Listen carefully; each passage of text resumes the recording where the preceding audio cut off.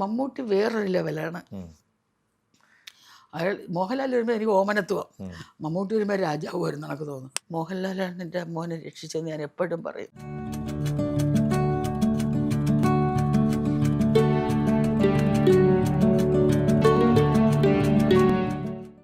ലാലേട്ടനുമായിട്ടുള്ള അനുഭവം എങ്ങനെയാണ്? ലാലേട്ടനുമായിട്ടും പുറത്ത് 3-4 പടമൊക്കെ അഭിനയിച്ചെന്ന് പറഞ്ഞ് നല്ല പാവമാണ്. എനിക്ക് സ്വാതന്ത്ര്യമാണ്. അന്നൊക്കെ ഇത്തിരി കഷ്ടപ്പാടായപ്പോഴത്തേക്കും ഞാൻ പറഞ്ഞു എൻ്റെ മോൻ്റെ കിഡ്നിയൊക്കെ നഷ്ടപ്പെട്ട് എന്ത് ചെയ്യണമെന്ന് അറിയാൻ വയ്യ മറ്റെന്നൊക്കെ പറഞ്ഞപ്പോൾ ഞാൻ പറഞ്ഞു ഇത് എനിക്ക് പോകണം, എനിക്ക് ഡബ്ബിങ്ങിന് ഇന്നടത്ത് പോകണം. ഞാൻ പറഞ്ഞു വേണ്ട, എനിക്ക് കുറച്ച് പൈസ തന്നിട്ട് പോയാൽ മതി. അപ്പോൾ അതിൻ്റെ കൺട്രോളർ വിളിച്ചിട്ട് പറഞ്ഞു ഡേ കുറച്ച് പൈസ ഇട്ട് കൊടുക്കണം അമ്മയ്ക്ക്, എനിക്ക് പോകണം, ഞാൻ പോയിട്ട് വരാം എന്നൊക്കെ പറഞ്ഞ് എൻ്റെ മോൻ്റെ എല്ലാ എവിഡൻസൊക്കെ ഉണ്ടല്ലോ കുറേ. അസിസ്റ്റൻറ്റിൻ്റെ അടുത്ത് അങ്ങാണ്ട് 2-3 മാനേജരുണ്ട് എൻ്റെ വീട്ടിൽ പറഞ്ഞിട്ട് അതെല്ലാം കൊണ്ടുവരാൻ പറഞ്ഞ് പൈസ ഇട്ട് തന്നു. പൈസ കൊണ്ടുവന്നിട്ട് ഒരാളിനെ ആക്കി ഞാറയ്ക്കൽ ഒരു വൈദ്യനുണ്ട്, ഡോക്ടറുണ്ട്, അവിടെ കൊണ്ടുചാൽ എല്ലാവരും അറിയാമല്ലോ. കൊണ്ടുചെല്ലാൻ പറഞ്ഞ് വഴിയിൽ നിന്നപ്പോൾ അവിടെ എന്നെ കാത്ത ആൾ നിൽക്കുന്നത്, എൻ്റെ മോന് വേണ്ടിയിട്ടാണ് അവിടെ ആൾ നിൽക്കുന്നത്. എന്നിട്ട് അത് ചെയ്ത് മിമിക്രി പറയുന്ന ആബി അവിടെ ആയിരുന്നു. അപ്പം ഇവന് ബോധമൊക്കെ ഉണ്ട്, നല്ലത് തന്നെ. പക്ഷേ ഈ 2 കിഡ്നിയും പോയില്ല. അവിടെ കൊടുക്കുന്ന മെഡിസിനല്ല, ഫുഡാണ്. ഈ മെഡിസിനെല്ലാം അവരുണ്ടാക്കുന്നതാണ്. അതുള്ളത് കൊണ്ടാണ് എൻ്റെ മോന് വീണ്ടും മോഹൻലാലാണ് എൻ്റെ മോനെ രക്ഷിച്ചെന്ന് ഞാൻ എപ്പോഴും പറയും. ആ മെഡിസിൻ കഴിച്ചത് കൊണ്ടാണ് നഷ്ടപ്പെട്ട് തീർന്നവൻ. ഇപ്പം ഞാൻ അവനൊരു ഹോട്ടൽ ഇട്ട് കൊടുത്ത്, ഹോട്ടൽ ഇട്ട് കൊടുത്ത്. പിന്നെ സിംഗപ്പൂർ ഓണം എന്നും പറഞ്ഞൊരു പ്രോഗ്രാം ഉണ്ട്, ഏഷ്യാനെറ്റിൽ നിന്ന് തന്നെയാണ് കൊണ്ടുപോയത്. അപ്പോൾ ആരൊക്കെ KPSC എഴുതാം, മോഹൻലാലിൻ്റെ അമ്മയായിട്ട് അതിന് കൊണ്ടുപോകാനെടുത്തപ്പോൾ മോഹൻലാൽ പറഞ്ഞു വേണ്ട, ഞാൻ മതി. കാരണം എന്താണെന്നറിയാമോ, ഒന്നും അറിഞ്ഞുകൂടാത്തൊരു സ്ത്രീയാണ് ഞാൻ. ഭയങ്കര ഫങ്ഷൻ, കുറേ ചോദ്യങ്ങളൊക്കെ ചോദിക്കും. രമേശ് പിഷാരടിയാണ് കഥ എഴുതിയത്. ഏഷ്യാനെറ്റിൻ്റെ അവരുടെ അതിലും എല്ലാ സെറ്റും കൊണ്ടുപോയതൊക്കെ എങ്ങനെയാണ്. അപ്പോൾ ഞാൻ മതി, കാരണം എന്നെ വിളിക്കുമ്പോൾ ഞാനിങ്ങനെ ചെന്നിട്ട് അത് കാണുന്നതൊക്കെ ഒരു ഭയങ്കര ഇതൊക്കെ ഉള്ളൊരു കെട്ടിടമാണ്. ഞാൻ ഇരിക്കുന്നതൊക്കെ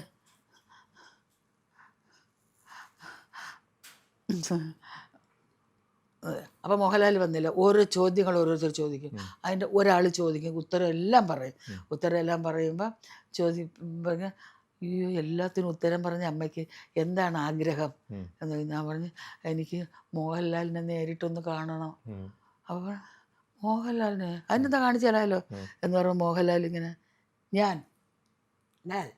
മോഹൻലാൽ ഞാൻ പറഞ്ഞു അയ്യോ ഇതാരായി വന്നിരിക്കുന്നേ. കുറേ ചോദ്യങ്ങളൊക്കെ ചോദിക്കും. എൻ്റെ മോനെ കാണണമെന്ന് പറഞ്ഞ് എന്നെക്കാൾ ആഗ്രഹം എൻ്റെ മോനാണ് എന്ന് പറഞ്ഞ് കരയും. എന്നിട്ട് കുറേ ചോദ്യങ്ങളുണ്ട്, ഡാൻസുകളും അതുമൊക്കെ ഉണ്ട്. അതൊക്കെ ഇന്നാൾ വരെ വർഷങ്ങളായി ഇന്നാൾ വരെ കാണിക്കുമായിരുന്നു. പിന്നെ വിളിക്കും, എൻ്റെ മോനെ രക്ഷിച്ച്. എനിക്ക് മറക്കാനാവാത്ത അനുഭവമാണത്. ഇപ്പോഴും അങ്ങനെ തന്നെ, ഒരു ചെറിയ വേഷം ഉണ്ടെങ്കിലും എന്നെ ഇടയ്ക്കിടയ്ക്ക് വിളിക്കുമായിരുന്നു. പിന്നെ തിരിച്ചു കൊണ്ടുവന്ന് എല്ലാവരും മോഹൻലാലിൻ്റെ അമ്മ ഞാനെന്നും പറഞ്ഞു. ലാലേട്ടന് അമ്മയുടെ അടുത്ത് പ്രത്യേക ഒരു സ്നേഹമുണ്ട്. ഉണ്ടുണ്ട്, എന്നെ വലിയ സ്നേഹം. അമ്മ മരിച്ചല്ലോ, എനിക്ക് വയ്യാതിരിക്കുന്ന പ്രായമായി. എനിക്ക് 23. എന്നിട്ട് ആ മരണത്തിന് ഞാൻ പോയി. ഇത്ര വയ്യാതിരുന്നിട്ട് എൻ്റെ അമ്മയുടെ മരണത്തിന് ഞാൻ ചെന്നിരുന്നെന്ന് എന്തിനെ കാണിക്കുമല്ലോ. ജനങ്ങളെല്ലാം എൻ്റെ അടുത്ത് പറഞ്ഞു അങ്ങനെ മോഹൻലാൽ പറഞ്ഞു വയ്യാതിരുന്നിട്ടും സേതുലക്ഷ്മി അമ്മ എൻ്റെ അമ്മയുടെ മരണത്തിന് വന്നെന്നും പറഞ്ഞു. വലിയ സ്നേഹമുണ്ട് എൻ്റെ അടുത്ത്. എല്ലാവർക്കും മമ്മൂട്ടി വേറൊരു ലെവലാണ്. അയാൾ മോഹൻലാൽ വരുമ്പോൾ എനിക്ക് ഓമനത്വം, മമ്മൂട്ടി വരുമ്പോൾ രാജാവ് വരുന്ന എനിക്ക് തോന്നുന്നു. അപ്പം ഞാൻ പറഞ്ഞു നിങ്ങളെന്തിനാ എന്നെ കണ്ട് പേടിക്കുന്നത്? അപ്പം ഞാൻ പറഞ്ഞു ഫ്രീയാ ഞാൻ എല്ലാവരുമായിട്ട്, എന്തിനാ എന്നെ കണ്ട് ഇങ്ങനെ പേടിക്കുന്നത്? ഞാൻ തോന്നുന്നു ആരാന്ന് എത്ര പേടിയെന്നല്ല. ഞാൻ പറഞ്ഞു മക്കൾ അവിടെ നിങ്ങൾക്ക് വരുമ്പോൾ അല്ല സാറ് അവിടെ ഇത് മക്കൾ മറ്റോ സാറ് വരുമ്പോൾ എനിക്കൊരു പേടി പോലെ എഴുന്നള്ളി വരുമ്പോൾ ഒരു എഴുന്നള്ളത്ത് അതുകൊണ്ടാണെന്ന് പറയും. ശരി ആയിക്കോട്ടെ എന്ന് പറഞ്ഞാൽ കുറേ ഉണ്ടായിരുന്നു. ഉട്ടോപ്പിയിലെ രാജാവ്, അതായിരുന്നു സിനിമ. അതിൽ വളർത്തമ്മയാണ് ഞാൻ ഉട്ടോപ്പിയയിലെ രാജാവിൽ ഉം. കുറേ ദിവസം ഉണ്ടായിരുന്നു. അപ്പോഴത്തേക്ക് ആ ഞാനിങ്ങനെ പറയണം, ഓ ഇട്ടുമൂടാനുള്ള സ്വത്തുണ്ട്, എന്തെങ്കിലും അകത്തോട്ട് ചെല്ലണമെങ്കിൽ സർക്കാർ കാര്യസ്ഥാനം കൊണ്ടുവരുന്ന മറ്റത് മറിച്ചെന്നൊക്കെ പറയും. അപ്പോൾ പറയും പ്രാവാതെ ഇട്ടുമൂടാനുള്ള സ്വത്തുണ്ട്, അങ്ങനെ ഒന്ന് പറഞ്ഞു നോക്കിയാൽ. ഞാൻ പറഞ്ഞു ഇട്ടുമൂടാനുള്ള സ്വത്തുണ്ട് എന്നാ പറഞ്ഞു നോക്കിയാൽ, ഏതാ നല്ലത്, മോന് സാറ് പറഞ്ഞതാ നല്ലത്. അങ്ങനെ കുറേ കാര്യം പറഞ്ഞു. ഇനി ഒരുപാടുണ്ട്, പിന്നെ ഇനിയും പറഞ്ഞു തരണമെങ്കിൽ ശമ്പളം കിട്ടുമ്പോൾ എനിക്ക് ഇത്തിരി പാതി തരണം. ഞാൻ പറഞ്ഞു കോടാനുകോടി ഉണ്ടെന്നാ പറഞ്ഞത്, എനിക്കാണെങ്കിൽ ഇത്രയാണ് കിട്ടുന്നത്, പിന്നെ അതങ്ങോട്ട് തരണം. കോടാനുകോടിയൊന്നുമില്ല, ഇത്തിരിയൊക്കെ ഉള്ളതെന്ന്. അപ്പോൾ അങ്ങനെയൊന്നും പറയണ്ട, ഉള്ളവരില്ലെന്നേ പറയും. ഞങ്ങളാണ് ഒരുപാടുണ്ടെന്ന് പറയുന്നത്, ഇത്തിരി കിട്ടുന്നവർ. ഞങ്ങൾക്ക് ഇതൊക്കെ ഒരു വലിയ സന്തോഷമാണ്. ഇത് കൊണ്ടുകൊണ്ടിരിക്കുന്നു ഞങ്ങൾ എല്ലാവരും കൊണ്ടുപോയി. അന്നൊക്കെ ഞങ്ങൾക്ക് എല്ലാം കഴിച്ചേ, പക്ഷേ ഇത് എത്ര കൂട്ടം കറിയാ, നിങ്ങളുടെ വീട്ടിൽ ഇങ്ങനെയൊക്കെ ഉണ്ടോ? ഞാൻ പറഞ്ഞു ആ രാവിലെ ദോശ ഇഡ്ഡലി എന്തെങ്കിലും ഉണ്ടെങ്കിൽ അതിൻ്റെ കറി, സാമ്പാറാണെങ്കിൽ അത്, ഉച്ചയ്ക്ക് അത് തന്നെ എടുക്കും. പിന്നെ മരച്ചീനി, മീൻ കറി, ചോറ്, ഒരു മെഴുക്കുരട്ട തോരന എന്തെങ്കിലും അത്, പിന്നെ മീനുണ്ടെങ്കിൽ പിള്ളേർക്ക് വേണ്ടി ഒന്ന് വറുത്ത് കൊടുക്കും. ഇത്രയൊക്കെ ഉള്ളതെന്ന് പറയും. മരച്ചീനിയും മീനുമാ. അപ്പോൾ ശ്രീകുമാർ എന്ന് പറഞ്ഞൊരു ചെറുക്കനുണ്ടായിരുന്നു, എടാ ഇന്ന് ഇവരെ വീട്ടിലോട്ട് പോകാടാ നമുക്കെന്ന് പറഞ്ഞു. നമുക്ക് ചിരി മരച്ചീനിയും മീനും ഒക്കെ തിന്നാം. ഞാൻ പറഞ്ഞു സാറ് വരുമോ? അപ്പോൾ പിന്നെ എന്ത് വന്നാലെന്ത്, അവിടെ പ്രശ്നം വല്ലോ നടക്കുമോ, ആർട്ടിസ്റ്റുടെ വീട്ടിൽ കയറിയ പ്രശ്നം നടക്കും. അവിടെ അങ്ങനെയൊന്നും അല്ല, മമ്മൂട്ടി വന്നെന്ന് പറയുമ്പോൾ ജനങ്ങളെല്ലാം സാറിനെ കാണാൻ വരും. അതുമല്ല എൻ്റെ വീട്ടിലെ പിള്ളേരെ സാറ് വരുമ്പോൾ അവിടെയൊക്കെ നോക്കി ചെരുപ്പൂരി അങ്ങോട്ടെറിഞ്ഞ് ഇതങ്ങോട്ടെറിഞ്ഞ് അവിടെ അലവലാതായിട്ട് ഇട്ടേക്കണേ എല്ലാം പറക്കിയൊക്കെ ഒതുക്കണ്ടേ, അതാണെന്ന് പറഞ്ഞു. അങ്ങനെ പറഞ്ഞുകൊണ്ടിരുന്നപ്പോഴത്തേക്ക് അടുത്ത ഷോട്ട് വന്ന് അങ്ങ് പോയി. ചുമ്മാ തമാശ പറയുന്നതാ. അങ്ങനെ നല്ല സ്നേഹം. മമ്മൂട്ടിയായിട്ടുള്ള ഒരുപാട് കാര്യങ്ങൾ ഇങ്ങനെ മനസ്സിലിങ്ങനെ തങ്ങി നിൽക്കുകയാണ്. ആ ഒരുപാട് നല്ല മനുഷ്യൻ, അന്തസ്സുള്ള നല്ല, മറ്റേത് അന്തസ്സില്ലെന്നല്ല, അതൊരു മറ്റേതൊരു കിളിക്കുഞ്ഞ്. മോഹൻലാൽ ഒരു കിളിക്കുഞ്ഞ്, ഇതോ അങ്ങനത്തെ രണ്ട് വ്യത്യാസമുണ്ട്.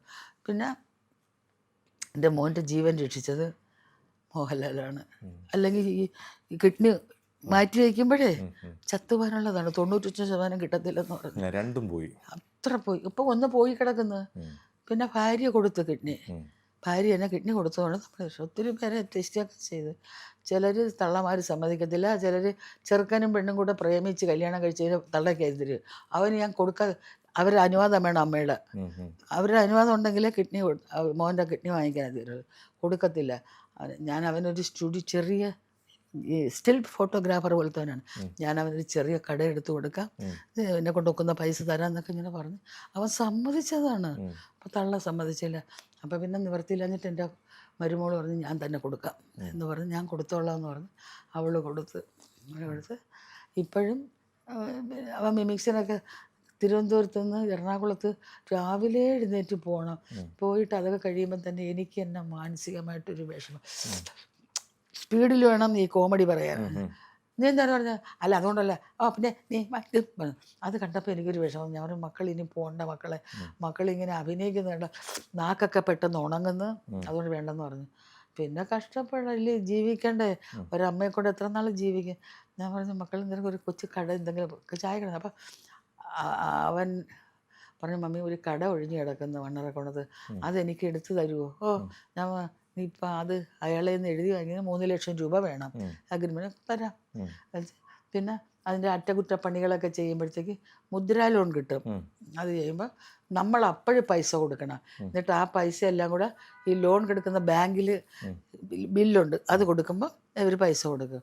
അപ്പം പൈസ വരാൻ താമസിച്ചപ്പോഴത്തേക്ക് അവന് വിഷമം, എനിക്ക് തരണമെന്ന് വെച്ച്.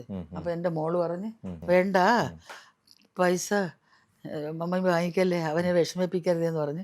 ഞാൻ പറഞ്ഞു നീ കൂടെ പനി വരുന്നു എന്നും ഞാൻ ചോദിക്കുന്നുണ്ട്. അവൻ പറഞ്ഞു, ഞാൻ പറഞ്ഞു കൂടെ പനി, എനിക്ക് പൈസ തരാം. ഞാൻ പറഞ്ഞു മക്കളെ രണ്ടാമത് 3.5 ലക്ഷം രൂപ വാങ്ങിച്ചായിരുന്നു, മക്കളെനിക്ക് പൈസ തരണ്ട, മക്കളെ പനിയൊന്നും വരുത്താതിരുന്നാൽ മാത്രം മതിയെന്ന് ഞാൻ പറഞ്ഞു. ഇപ്പം കട തരക്കേടില്ലാതെ ബിസിനസ് മുന്നോട്ട് പോവാണ്. ഉണ്ട്. അവനും ഉണ്ട്, ഭാര്യയുണ്ട്.